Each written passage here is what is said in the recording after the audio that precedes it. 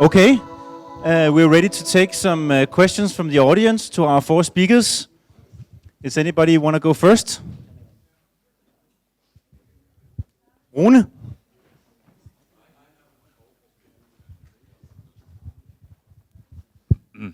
I have a question for Mr. Dolan. Yeah, well, I've been wanting to ask you this, Richard, for quite some time. I'm very tired. I'll try to formulate this as good as I can. In 2001, the Disclosure Project was rolling in America, led by Stephen Greer. And what I've heard gained quite a momentum at that time. I don't know if that is true. Or at least had some influence on the media. Some months later, the attack on the World Trade Center happened and sort of threw the world into panic and fear of terrorism. And we sort of bombed the shit out of, well, 2 countries that I know of.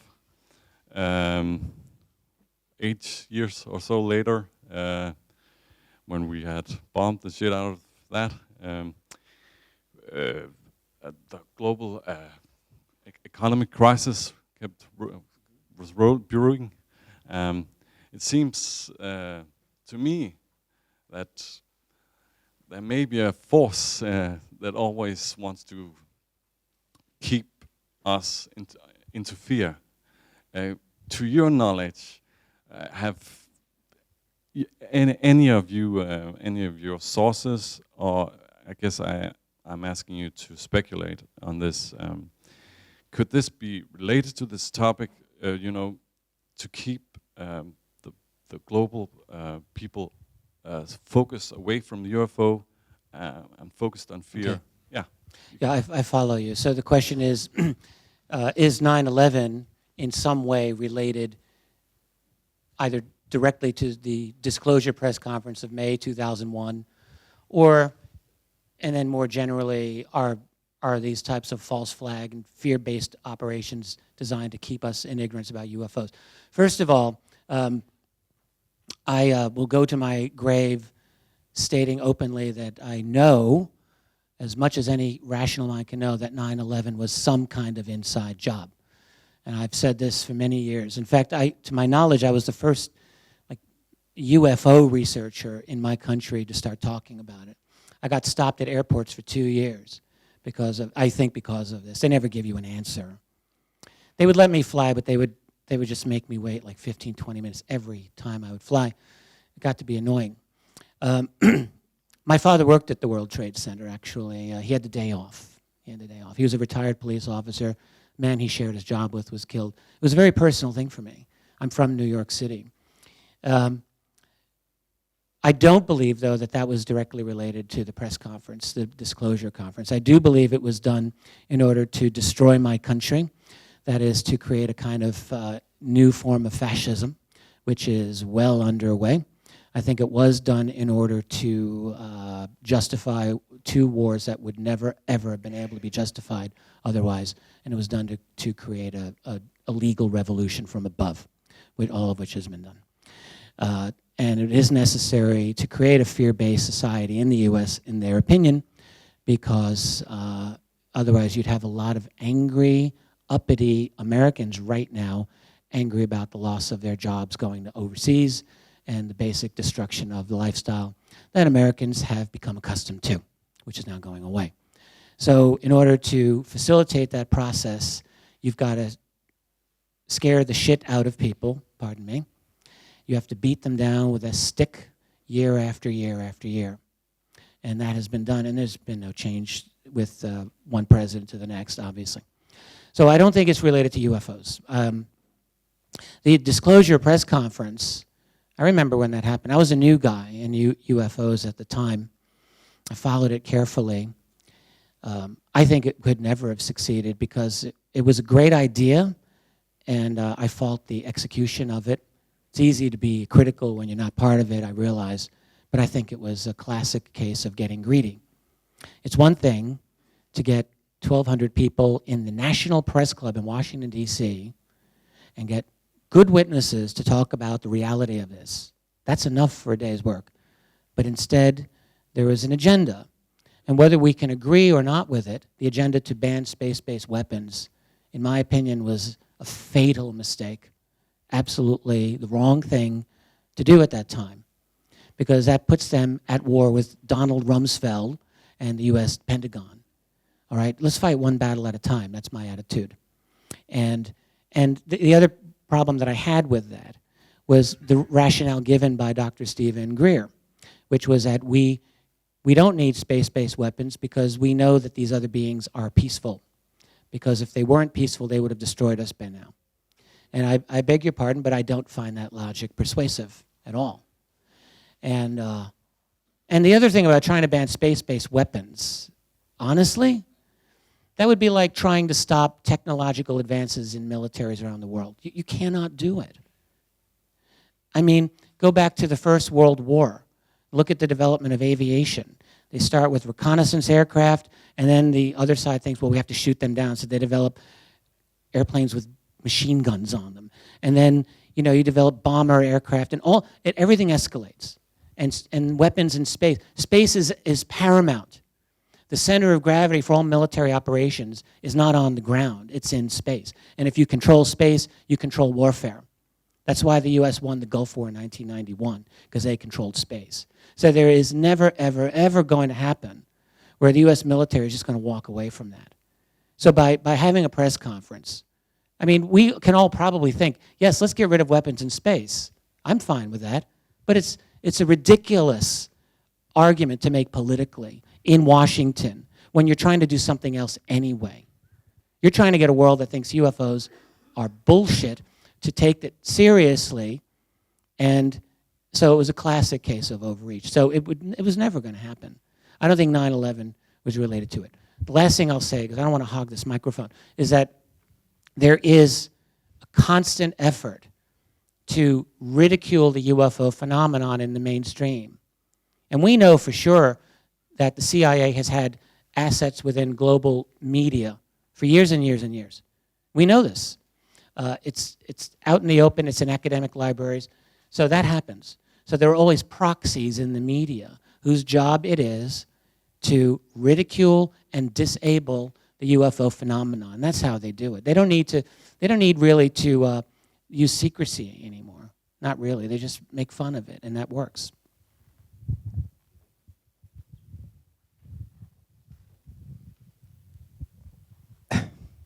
Hello. I would like to hear your thinking or thoughts about what are they doing coming to contact us. Are there any reason, are there different different reasons why they are coming to the Earth? This is something many of us can answer. I mean, we can all probably contribute to this. Does anyone want to talk about this?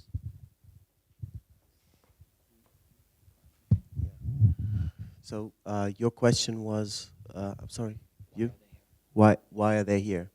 If they are trying to contact us, I have the feeling that from the many cases I've studied, that they do not intentionally try to make contact with us.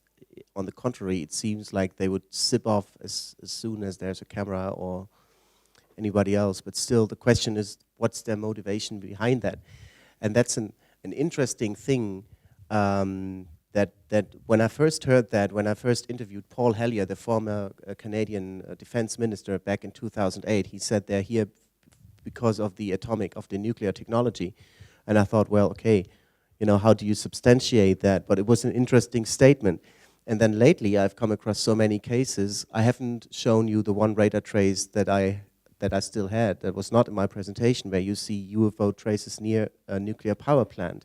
But then you also see, just recently, the Australians released a document where there's a UFO near a nuclear or weapons site. And then the most fascinating thing is that, for me, is that I just recently published the German translation of a French presentation of Javier Passot, the director of the French official UFO program.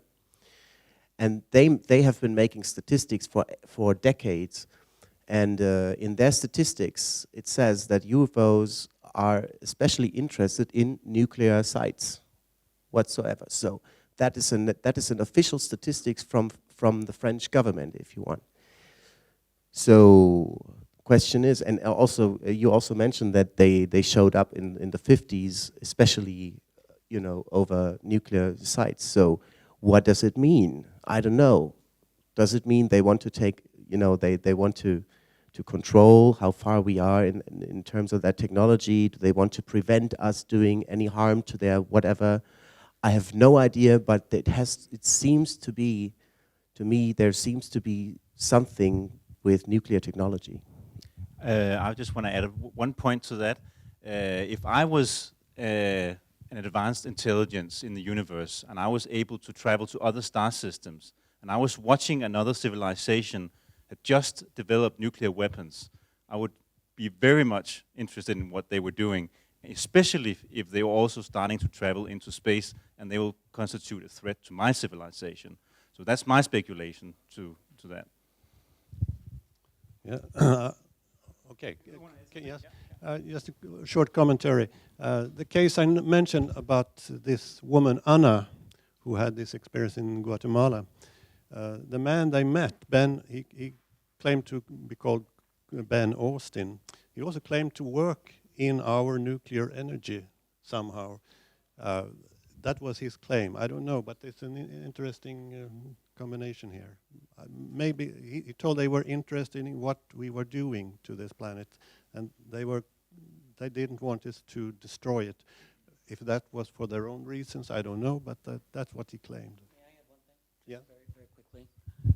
I would just add that if you look at humanity for century after century after century, we had very low basic technology, and in the last century, we've really developed some amazing technology, and we're obviously not done. Not just nuclear, but look at the future of computing, and the future of artificial intelligence and nanotech and quantum computing, which may actually is theorized to be being used right now at the NSA's new data collection center, that's what they call it, in Utah, where they have every single email that not only I have written, but probably that you have written, who knows.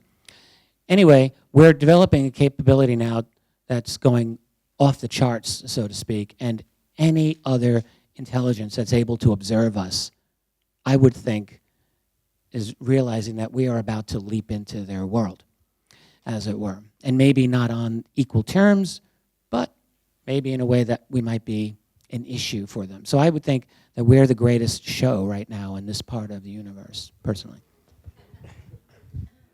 Just about the establishing contact. If we see Fatima, that was some kind of trying to reach contact. But there's not only Fatima. We also have Lourdes and several other places around the world with similar events. So maybe one of the species, we don't know how many, has some type of trying to establish contact in a, I don't know, that's that way, I don't know. Avoiding too much people, too much cameras, but like this in Fatima, there was 2 shepherds, 2 little children, 3 little children, you see?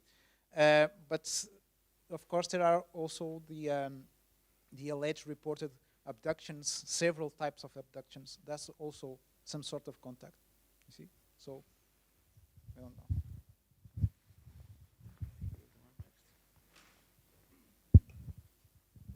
Hello. This is kind of a question that everybody could chip in on too, but the whole thing about all the evidence over the years, it seems like we're always close to getting something and then it slips between the fingers.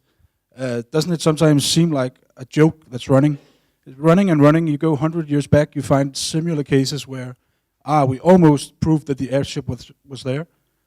And even now with more advanced technology, video cameras, I know you don't have a camera on you all the time, and the phone, it takes a little bit of time to get it out and prepare and even get good images. But doesn't it seem like that there's something always preventing? I'm kind of asking this kind of in connection with the first question. What are your thoughts on this? I think it's like a fighting between the ones that want to keep the truth and the ones that want to know the truth. You see, but also the ones that want to keep the truth always try to win it through faith. It's not a matter of faith, of belief, because it's not a matter of religion. It's a matter of accepting the facts, and the proofs are there. We see in Portugal the military speaking openly about it. So there's no taboo. Maybe the press, the media, is in some way controlled in order to divert the attentions. But if you want to know, just go there, and you find it. But I actually mean in cases which are more than just explainable by government cover-ups. I mean some of kind of like impossible cases, almost things mysterious that disappear. There's some excellent video cases right now that I personally think are legitimate. I'm thinking of Turkey, 2008. All right. I was afraid of that one for a while because it just seemed too good. Really, if you know what I'm referring to, it's just incredible. But I currently believe that that's legitimate UFO, and it's unbelievably good video. It's got a lot of witnesses now supporting it over the Sea of Marmara there, and so why doesn't that do it? You might ask, and it's a fair question. It's not that we don't have the video and the evidence and the statements. As I say, any reasonable mind, when you put all of this together, has got to say it's real, and whoever they are, they're here. But what we've learned is that, first of all, ask yourself, what would constitute proof, and who's authorized to declare something to be proof? It's a good question. That's a political question more than a scientific question. Who is authorized to say that this is proof? Apparently I'm not, because if I were, I would have declared it already. I have declared it. No one listens. None of these other gentlemen here. So, we look to our political our talking heads in the political office. In my country, it's Obama. Here, it's other people. And none of those people have made it. And, one other example I'll just tell you, like I mentioned the Kennedy assassination earlier. In America, like 80%, I think, of all Americans, and like 100% of the rest of the world knows that there was a conspiracy to kill John F. Kennedy. And it doesn't matter. Why? Because officially speaking, the truth is that one guy did it alone, even though no one really believes it. No one believes that. But it's like, you've got this official truth and you've got the actual truth. And we have to figure out a way to break through the political control that's obviously standing in the way. And I want to add to that I think it was back in 2009 that two very respected sociological scientists. So they published a study, and that's, or not a study, it was a scientific paper in which they asked them the question, why is it that governments treat this subject like a taboo?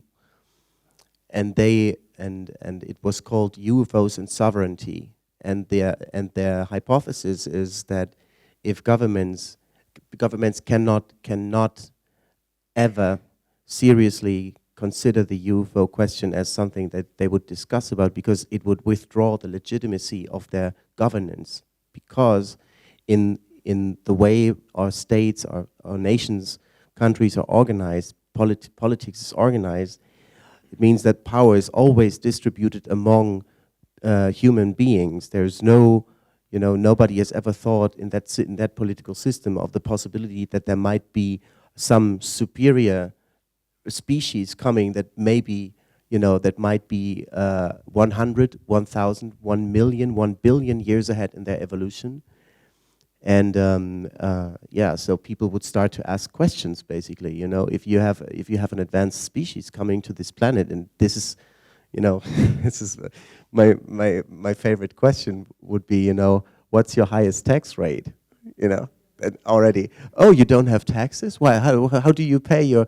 Oh, you don't even have money. Oh, but I mean, how is your? But you know, or let's say, does the original sin also count for the aliens? You know, do they have to carry a veil like the Muslims, for example?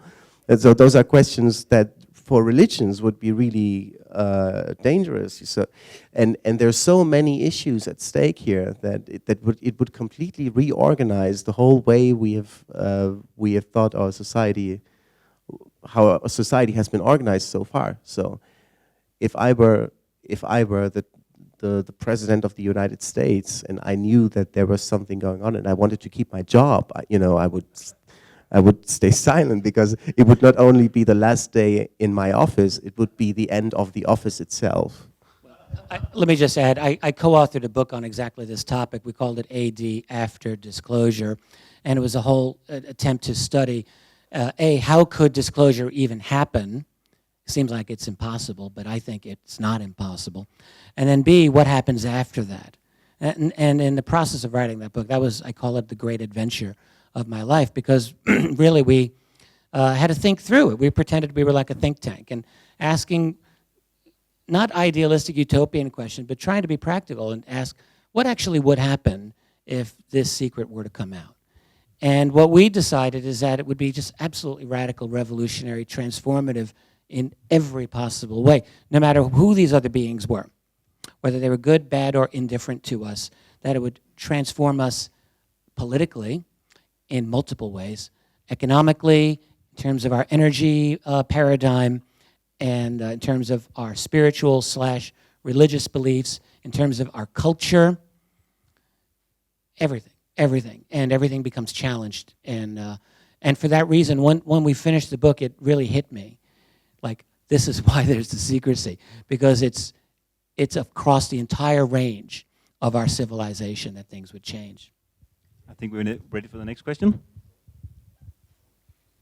My name is Jared. I want to add something to the nuclear subject. I know that there are articles out there that, well, it's about scientists that are unable to explain that the high radiation that they have been measuring after the Fukushima disaster, that they have suddenly dropped. And also they have been, there's been a lot of UFO sightings around the area. So it seems like they are helping us on these problems. But that is something that you could maybe look into. And now for the question. Okay, yeah. I really, you mean if they are helping us? Is that the question? No, there is articles out there that show that the radiation level has gone very low, and they are not able to explain it. And at the same time, a lot of UFO sightings have been. Yeah, that's not. It's not a question. It's just. No, I just know haven't about heard that. But okay. no. Yeah. Well, my question is. One of my biggest concerns these days are the chemtrails that we see every day. Is the weather manipulation. And I want to ask any either of you if you know anything about this, and also some relation to the UFOs, maybe. Well, I have nothing to say on that. Yes, anyone wants to comment? No, well, I'll just very quickly. I don't think I know more than anyone else in this room on chemtrails. I mean, we're all interested in it. I've never really seen a direct connection to UFOs personally. Nothing that I think, oh, yes, absolutely. But I don't know. I mean, chemtrails are, I think, a real phenomenon. I think it's clandestine. And there was a case where the German military, didn't they admit that they were doing chemtrails, I think a couple of years ago. And the British also. So, but I don't know. We need to look into it more. Okay, I don't know. Yeah, I wanted to ask that I know an astronomer who spent his whole life at the Euro lab in South America somewhere trying to find some planet that could support physical life. And he's never found it. And it's like he's not even close to finding it within any area near us. And I think this is part of the enigma about the UFO phenomena, because if they're not coming from any physical, like water-based life that, or what we can understand as a system that would support physical life, then where are, or what are they coming from? Well, in the last decade, you know, a lot of that's been transformed, of course. I mean, there have been many, many now extrasolar planets that are being detected, and many more every year.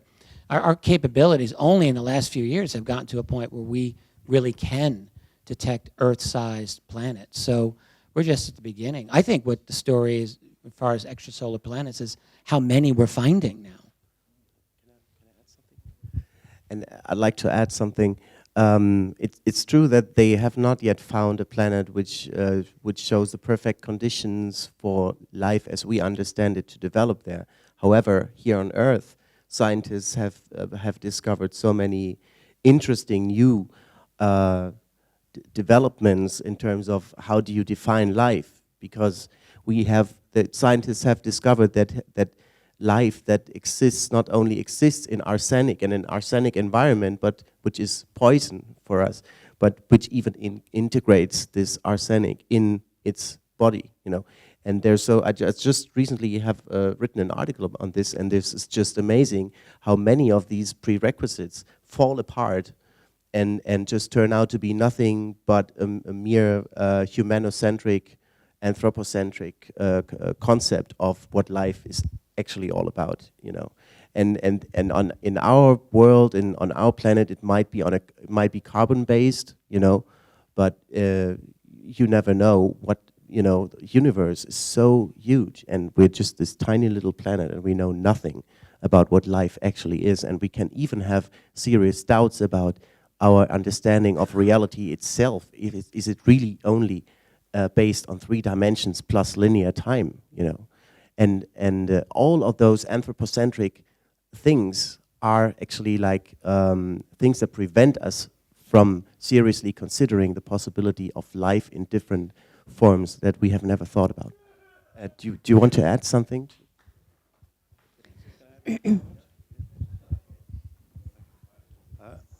I think it's okay. I think it's important that we don't lock the UFO question to extraterrestrials. There are several options here. I think if we just talk about extraterrestrials, we are maybe little bit off. There are several options, and how can these people who obviously have this technology look like us and be among us if they come from another planet? I just give this as an example. I think we should not be too much into the ETH, the extraterrestrial theory. There are several possibilities: Earth-based aliens, parallel dimensions, paranormal phenomena. There are several options, and I think if we lock the UFO questions to extraterrestrials, we are a bit off, sort of. I think we should be open-minded to many possibilities here. Yes, I think I've been a little disappointed that you are coming, and you are just saying, "Oh yeah, some people think they are there, and we cannot really decide." And I think the interesting thing is what you are talking about now. And you said that that this book you wrote, if we collectively would agree that there are UFOs or something, then that would change a lot. And I would ask all of you, has it changed you? You have been through all this. You have been there in 40 years, and you have gathered everything, and that's what I'm interested in. What has it done to you to know these things? Well, that was a good question. Well, I think it has changed me in several ways. I'm more open-minded to possibilities today than I was before. I think this universe we live in is fantastic. I think it is a fantastic riddle that we can sit here and discuss something, that we have consciousness. I mean, I think consciousness is a fantastic riddle. I think the whole universe is so strange that I'm open-minded. I become more open-minded by studying this phenomenon. I'm more open-minded to paranormal phenomena, parallel dimensions, anything. But of course, I want facts. But I think it's very important that we look into these things, and hopefully they will change us for the better, to become more empathic, more open-minded, better citizens. Now I don't have the microphone, but has it changed your senses? Can you sense differently? Well, that's a difficult question. I try to be a good guy.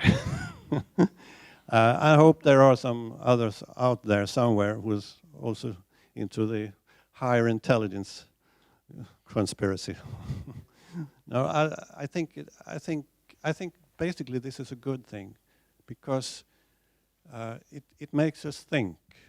It's sort of education through astonishment for many people who observe something like this. And I've talked to many witnesses who, after an observation, become changed. They start studying things they never studied before. And yes, I think basically this is a positive thing. And I hope it is, of course. And I hope I have a change for the better. For me, it didn't change me, because it was never a doubt for me. Since childhood, I always believed that we were not the only ones. So I did not discover anything new in this path, but it, how do I say? It turned me more tolerant to other people. It turned me more. Led me to know how to hear other people, other opinions, and to research more profoundly this subject in order to explain it to even more people. You see, but it didn't change me in the inside, because for me it was always real. Okay. It's a complex question, because we're all complex people. My mother said to me once, "Richard, you have always been this way. When you were 10 years old, you were exactly this way." But really, this topic has changed me very basically.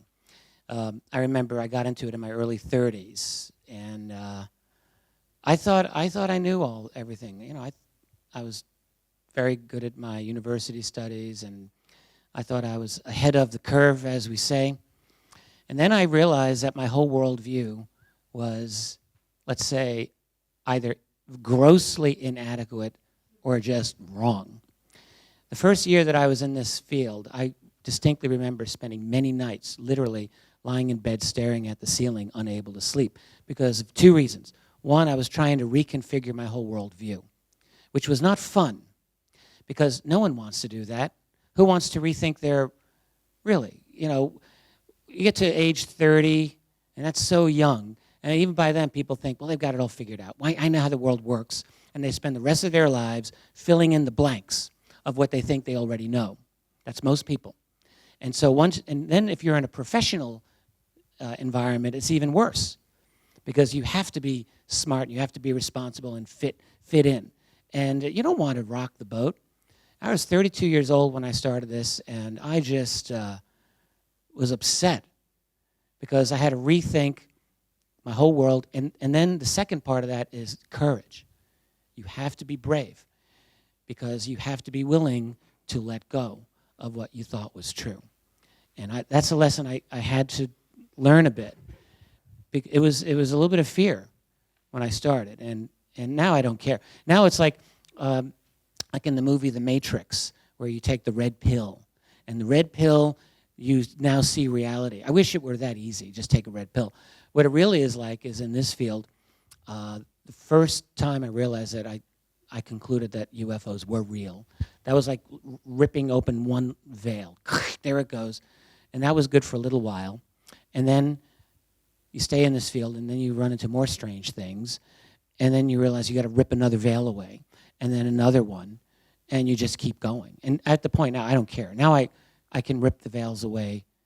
I'm without as much trauma as before. It's never easy, though. But that's really it. I think it teaches you fearlessness, which is the best thing. Yeah. Quick, Robert. It has changed my life. Quick enough.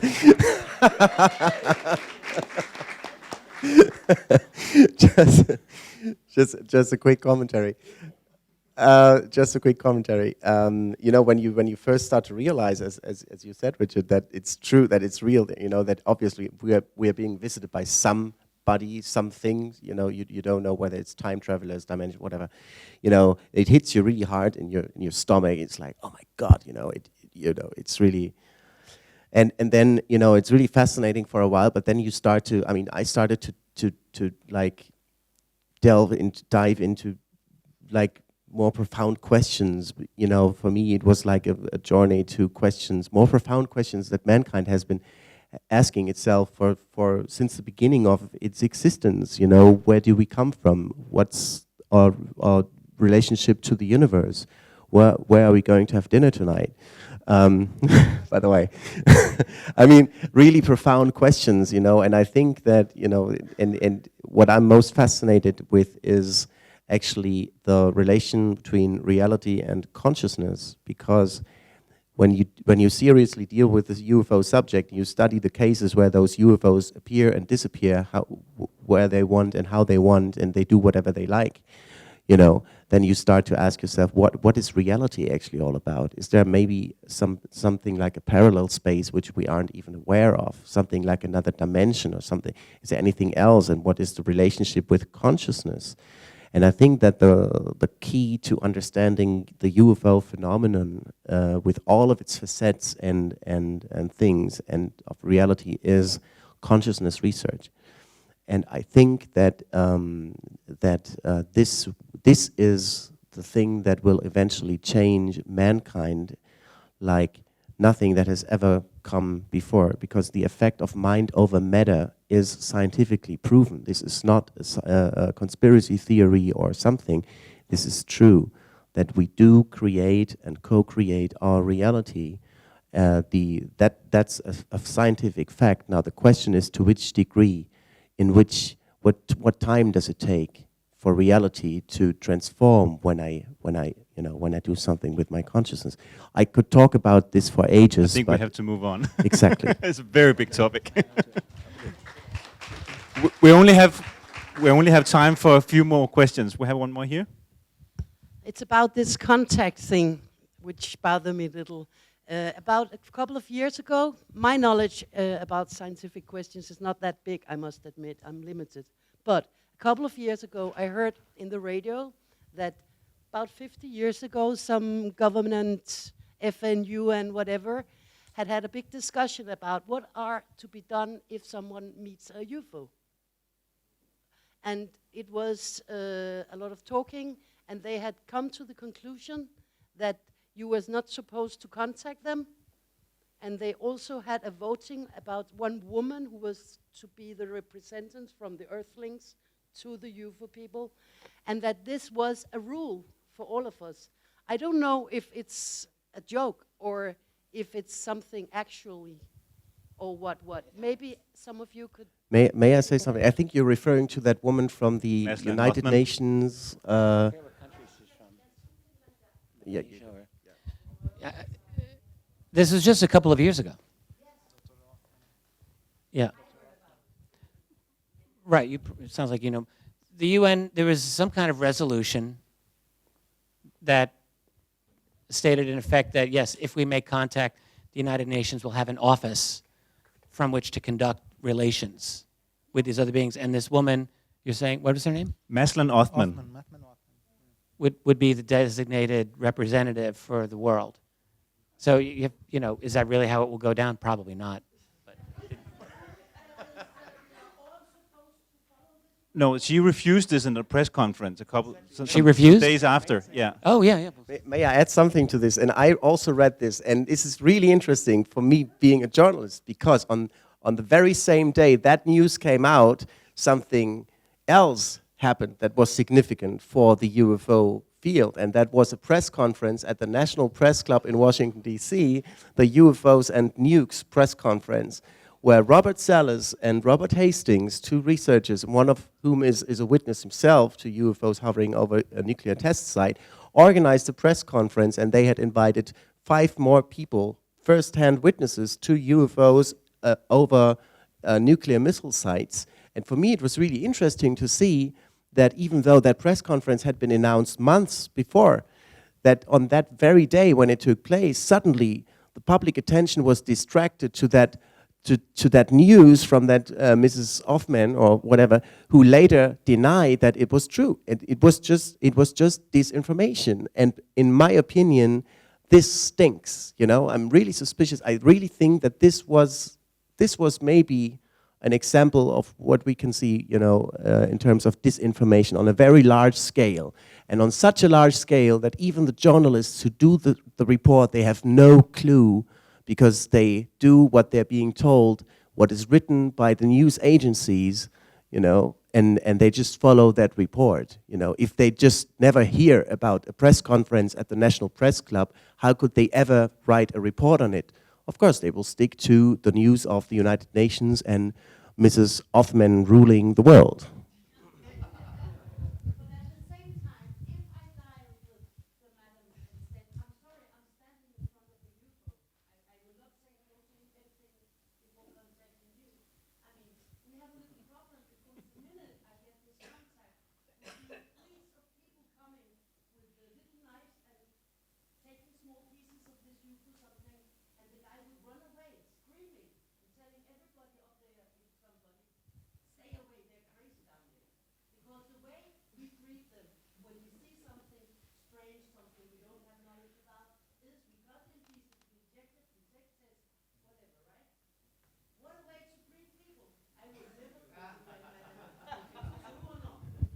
Everyone have their pitchforks and shotguns. Let's be Very, ready. very valid point, but I think we have to move on.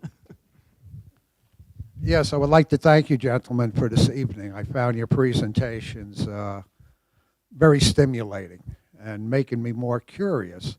But my question is for my fellow attendees. You can have a break for a minute.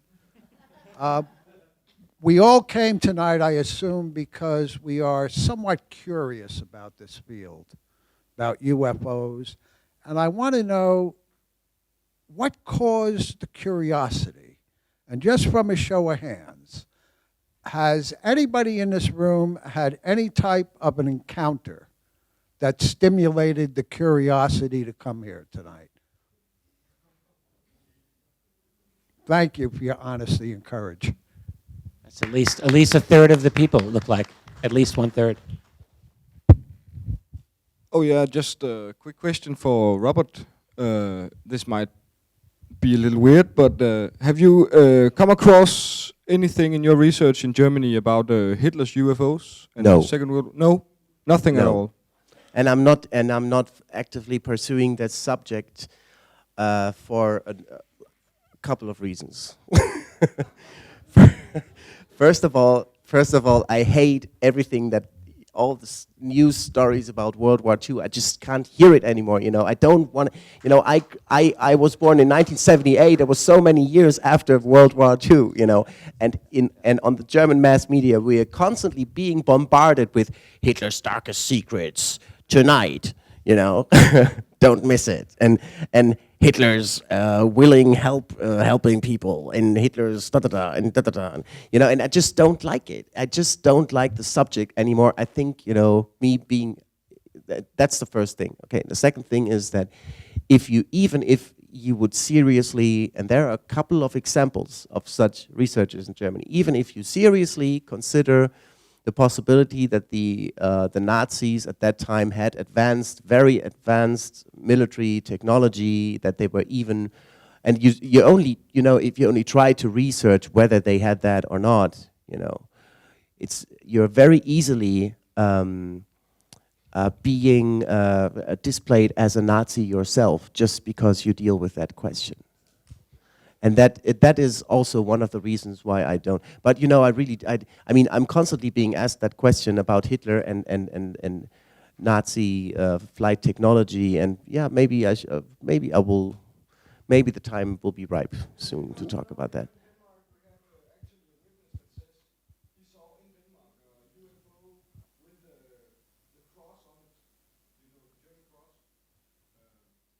Yes, yes. We had to stop this event 5 minutes ago, so. Okay. We have. Okay, time we are. I'm sorry, we are not short questions. We are not time travelers. The Germans were working on disc-shaped airframes in World War II. Many of us now know this. That's been confirmed, and how far they went is another issue. And then again, the whole issue of the Glock, the Bell, and how successful that was, and all we have are stories. Maybe reality, but we don't know. I have a question. I read galactic channelings, amongst other things, and they talk about disclosure being just around the corner, and they've done that for some time. What do you think about this? Is the disclosure just around the corner? If there's disclosure, you can be sure it'll be filled with lies. There won't be a truthful disclosure. It'll happen because the powers that be are forced into it by us, by an event that's out of their control. The CIA and all of our allies are not going to walk away from the table just because they're now forced into talking about it. They will not give up. So the disclosure is not the end of anything. It's the beginning of a whole new struggle for truth. As far as channeled messages predicting this, look, I used to completely discount all I still discount most of it. But I will acknowledge that the human mind, just as Robert said, consciousness is key. I agree. So who knows, really? But all of these predictions, I just want to slap every predictor. I'm tired of it. Predictions is the bane of this field. It is the bane of this field when people make these predictions, because they're always wrong, every one of them. And so I don't really pay attention to channeled predictions at all. Last question. Have they back engineered any of those UFOs, let's say the one from Roswell? Short answer, I would say yes, I believe they have.